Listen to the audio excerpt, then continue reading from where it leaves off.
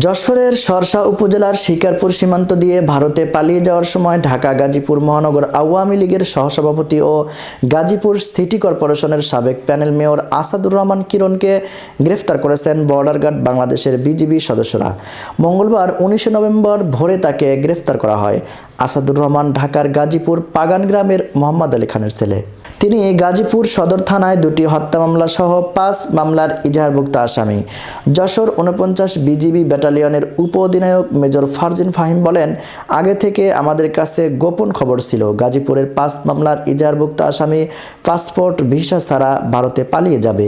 এই তথ্যের ভিত্তিতে যশোরের শর্ষা সীমান্ত এলাকায় নজরদারি বাড়ানো হয়। আটকের পর আসামিকে জিজ্ঞাসাবাদ করে তার পরিচয় পেয়েছি।